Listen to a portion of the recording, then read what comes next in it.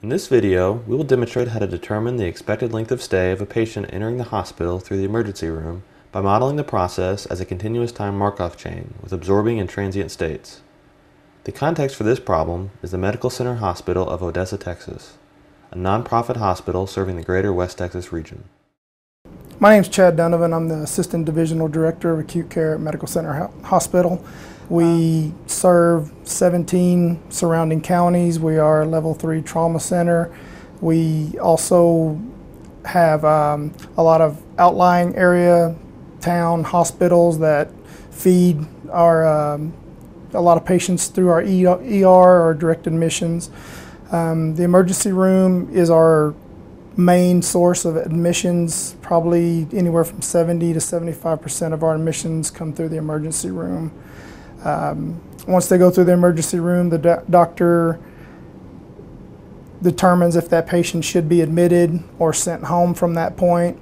We have all kinds of patients that come through there, anything from pediatric patients with colds, fevers. We have traumas, car wrecks, just whatever you can think of. We pretty much get those types of patients. We have medical surgical units that take care of your basic sick patient. We have telemetry cardiac units that take care of the cardiac patients that have interventions done, that have anything that has to do with their heart, even trying to control their heart rates with medications or with other types of devices. Really, our emergency room is the main place to where, like I said, 70 to 75% of our patients come through there and are admitted by those physicians, and according to what's going on with their situation, their illness, they put them through to the proper unit that they need to be admitted at. Also, the length of stay with these patients also is determined by the type of illness that they are diagnosed with.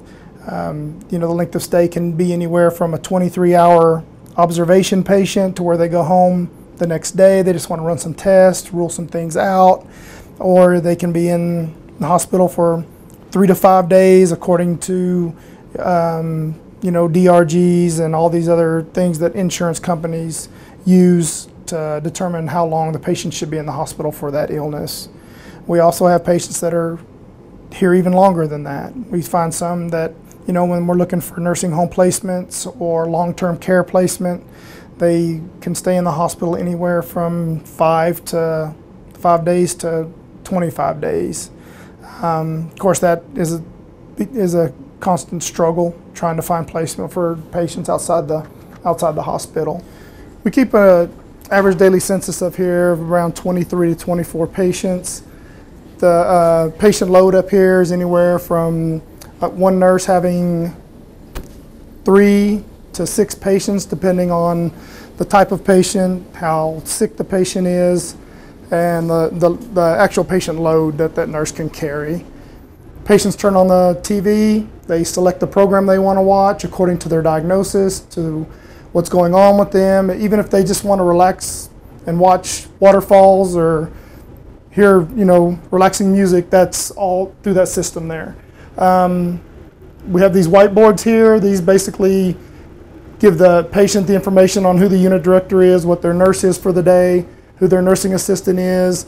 Like right up here, we put a lot of important information, like if they want their daughter's phone number, if they, can't remember their family's numbers, we put their numbers up there, or specific dates for certain things, or if they have tests or anything going.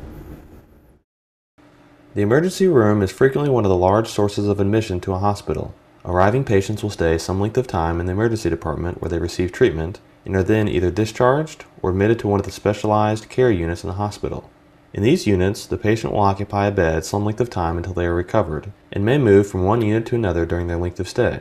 The Medical Center Hospital would like to determine the expected amount of time a patient arriving to the ER will spend in the hospital prior to being discharged. Though the problem presented in this video is representative of one in that industry, keep in mind that all data given in this video is fictitious and for illustrative purposes only.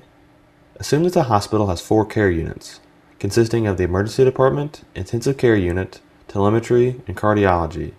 and assume that for each of these units, the distribution of time a patient spends in the unit prior to being discharged from the hospital or moved to another care unit is exponentially distributed with the following average times. The assumption of exponentially distributed lengths of stay in a unit implies that there is considerable variability in the actual time an individual will stay, and occasionally there will be a patient that stays for a very long time. Both of these assumptions, however, are often typical of services in a hospital.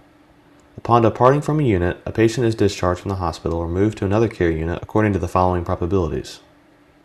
Note that while patients are probabilistically moved from the ER to other units, patients are not moved from other units to the ER. In addition, once patients are discharged, they are not readmitted to other units in the hospital. That is, they are absorbed. The following problem is presented.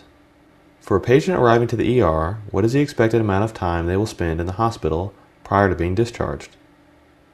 The problem of obtaining the expected length of stay in a hospital for a patient arriving to the ER may be found by modeling the process as a continuous time Markov chain with absorbing and transient states, and then solving for the mean reoccurrence times of individuals prior to absorption. In particular, the stochastic model is given by the following. Letting the matrix Q denote the generator matrix of the continuous time Markov chain, the elements of Q may be found by multiplying the 1 divided by the expected length of stay in each unit, or the rate of departure from a unit, by the probability of transferring from one unit to another or to discharge, and then summing over the rows to get the diagonal elements yielding the matrix. Note that the expectation of time in each unit has been expressed in days in the Q matrix. In particular, 4 hours is given as 1/6 of a day. The Q matrix may be partitioned as follows, where V is equal to the matrix of transition rates between transient states. Letting Nij represent the random variable that denotes the amount of time a customer spends in state J given they started in state I. It follows that μij is equal to the expected amount of time a customer spends in unit J given they entered the hospital in unit I, and letting N equal matrix of mean residence times μij's.